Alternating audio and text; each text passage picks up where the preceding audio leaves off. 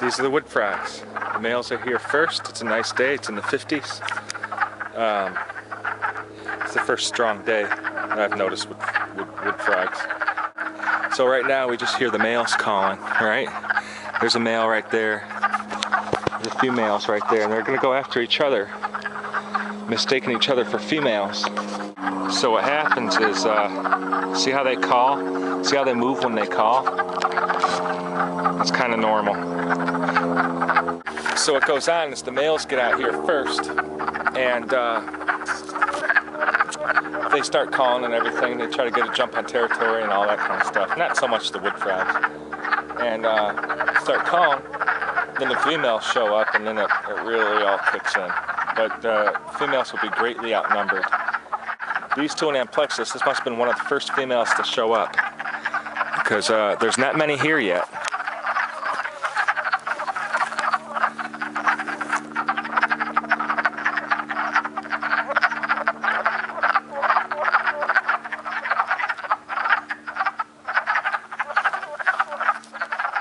So that's pretty cool. So that means really soon we're gonna have the spring peepers, probably another week, maybe sooner. So I'll be back out here tonight trying to get shots using my waders and everything. It's a perfect pool for them. There's no fish here or anything like that, so they're gonna breed here and lay their eggs and have all the tadpoles. If there were fish here, the fish would eat all the babies.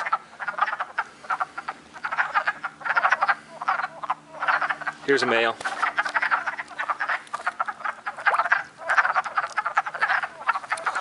There's another male. There's another male.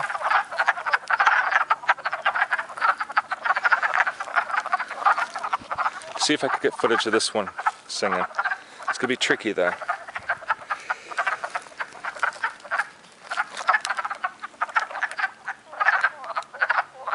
Of course not. Okay, we'll see if I can get this. They seem to, these guys like singing on this side of the bank, even though it's not big. So of course we have the sun messing with the shot. But as soon as they start up again, I might have to try to make them start singing again. I'm gonna try to get a shot of this male here.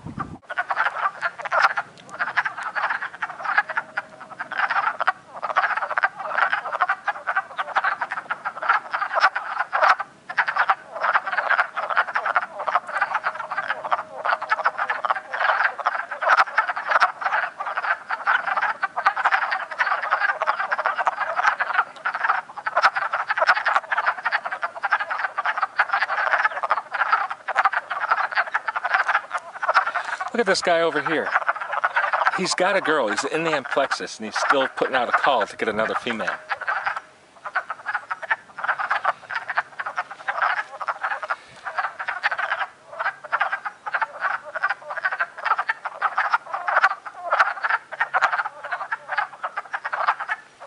That's messed up. He's greedy. You know, there's only like probably all of 6 females in this entire pool. He's got one of them, and he's still asking for more. Something I wanted to say, and it doesn't look like I said it while I was recording. That male that was in Amplexus, I think that when he's calling, he's kind of warning other males that he's got a female near, you know, that he's got this female, because he kicks when he does that. And they often kick when they do the release call too, but they often kick when they swim. So, but I think that's what's going on. And then something else, I'll try to come back to that later if I remember. But it's pretty, oh yeah, a lot of them sit still during the day. When they do their call, I noticed, at least in that pond, in that pool. So we'll see what's going on with that, because I'm not used to them doing that. But I usually observe these guys at night. So maybe their nocturnal behavior is different when it comes to calls. Let's go back to this guy.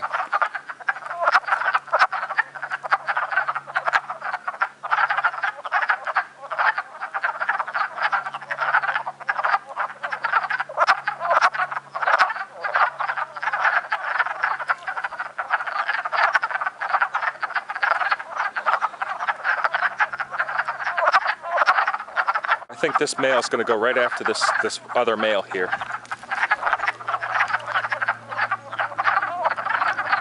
Yep. You hear that little release call? Little whoop. He was letting them know he's another male. That's the release call. Sometimes they'll get in a little struggle, and then finally the male will be like, okay, you really are a guy. I give up.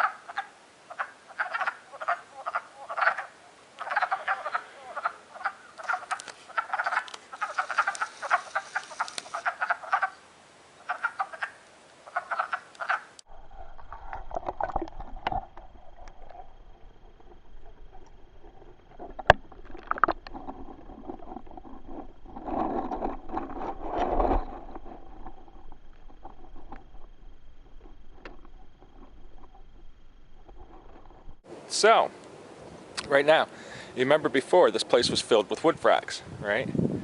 Now it's not. What's going on is all the Woodfrogs have spread out back into the woods. The name, their Latin name translates into woods of the woods. So I don't know if it might be sylvatica or something, I could be wrong. So anyways, all the Woodfrogs have gone back out into the woods and into the landscape. They're under logs and leaves and going about doing their thing. You might look around and not even find any of them, but you know there's a ton of them here. So yeah, now I already said once the eggs are laid, it takes about 3 weeks for them to develop and hatch. Hopefully in another week, or actually in a few days from the looks of some of these masses, we're going to have pollywogs here and I'll be able to film that. And then, you know, that'll be that. Okay. So we've got a lot of big masses. All this stuff. Yeah, right there, all that stuff you see, all that dark stuff, those are egg masses from the Woodfrogs. Look at this. And they're floating up to the surface, which means they're about to hatch kind of soon. They're covered with algae. Look at that. Look at all those baby frogs.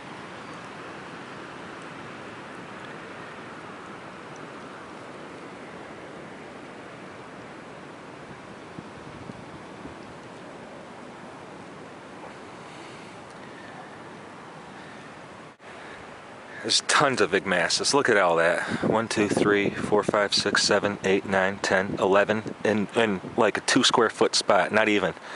It's 11, 12, 13. So I can't even count the eggs within the masses. It's a real naturalist wood. I want to show you this other one here without falling into the water. I don't know if I can reach it, but we've got a fairly fresh egg mass, so you can tell what it looks like when they're pretty fresh. I'll put the camera over it. The eggs are really close together, really compressed and small, because they haven't soaked up a ton of water yet. These eggs, when they're laid, soak up times, I think it's hundreds of times of their own mass and weight in water. That this protein absorbs water. That's how you fit thousands of eggs inside a little frog or salamander. As soon as they hit the water, they expand. They start expanding. Turkey vultures. Okay, here we go.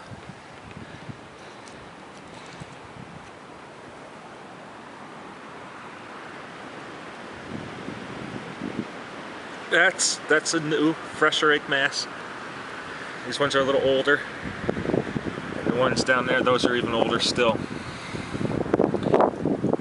Not the best footage. Look at these eggs. These ones are real fresh. They're a lot fresher. They're soaking up, the proteins are soaking up the water. These are probably from a day or so ago. But really good. These are fresh wood frog eggs. See how you can see the globes around them, almost like a cluster of grapes, right, with shrink wrap around them. Spotted salamanders, that would be flat around the edges, kind of. These are several days old. These ones are going to hatch soon. They're covered with silt, mud, you know, a little bit of algae, which I guess helps soak up sunlight and provide sugar. I don't know. But it's beneficial. It's got to be. Because they develop quicker. They found these develop quicker when they have algae in them than when they don't.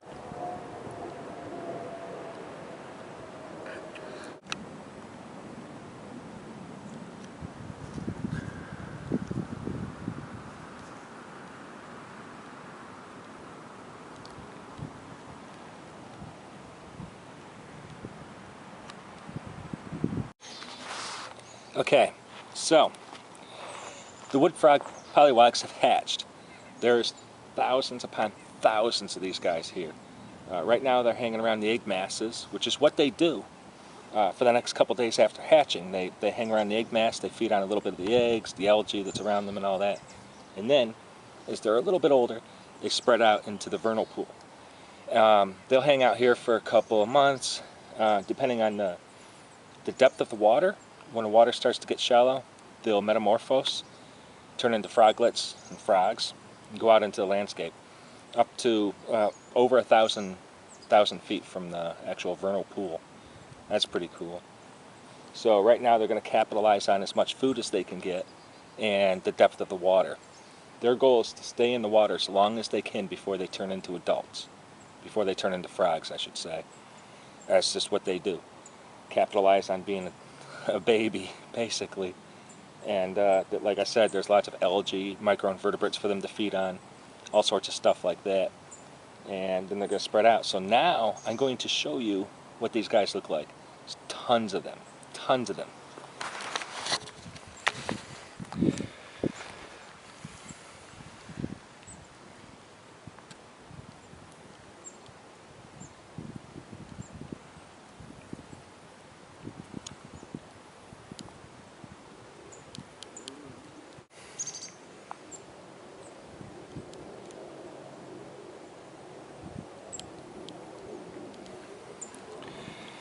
Some spots are extremely dense, so dense, it's a wonder they can even breathe.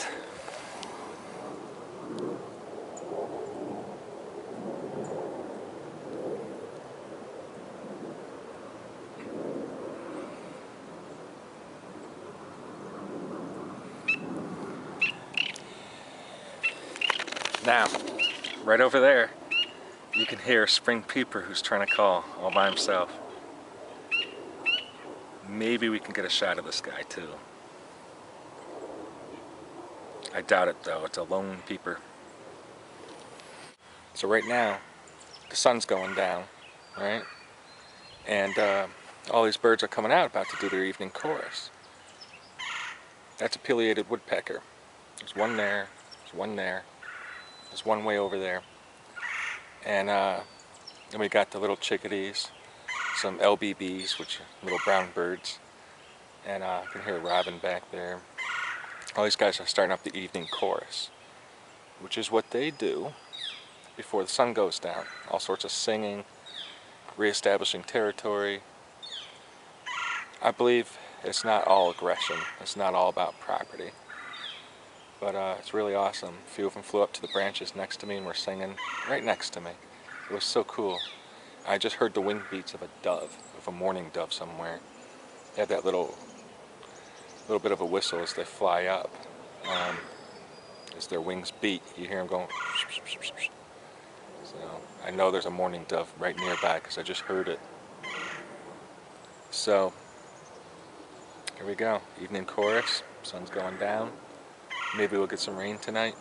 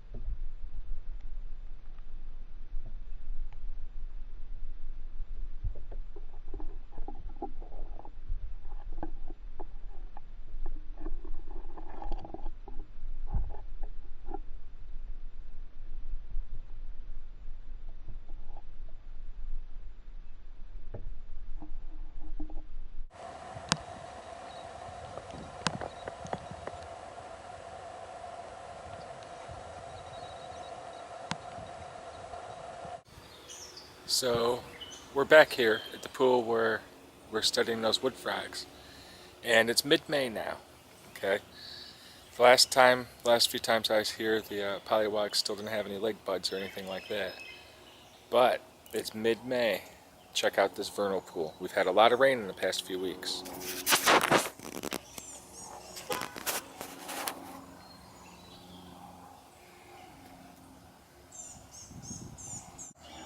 Okay. So the water's almost dried up. Okay. Anytime now. Anytime. These guys are going to start sprouting legs. Okay, because now it's getting desperate. It's about to dry up. This usually encourages them to metamorphosize into little froglets. So anytime now, we should get that going. And by the way, all these plants that were growing under the water, they do just fine outside the water too, as long as it's moist around their roots. Well, look at those guys.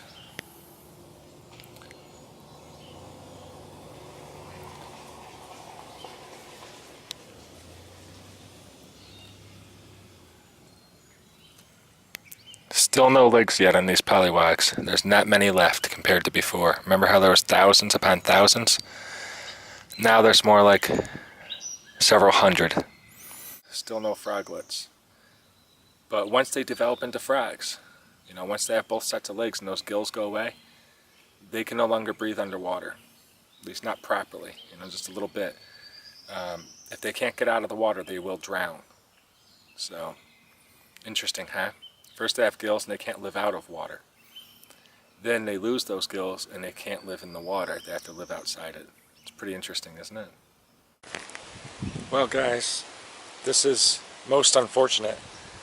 The vernal pool that I've been using for the Woodfrog documentary that I'm filming, well, it's pretty much dried up now. It's mid-May. Look at this thing.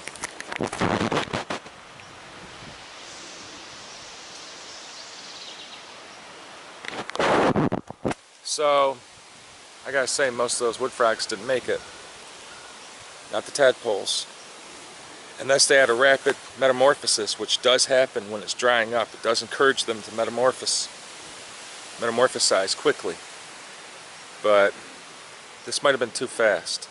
Because the last time I was here, which wasn't long ago, several days ago, there were still a bunch of pollywogs here with no leg buds or anything. So this is the deepest part right here.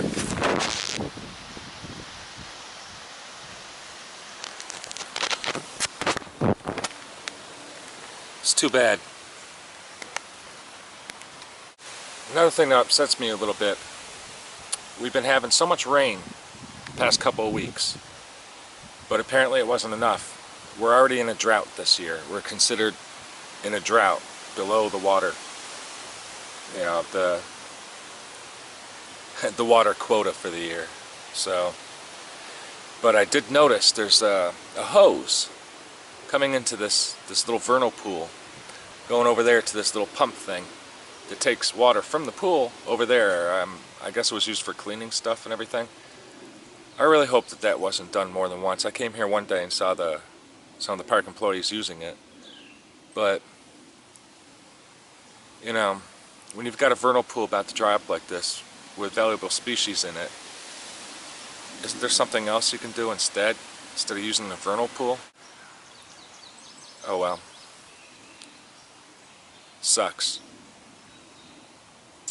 But I don't know if that's, if that was the reason that this has dried up. I don't know how often they used it or anything like that. We can't make assumptions, but either way it goes, it sucks.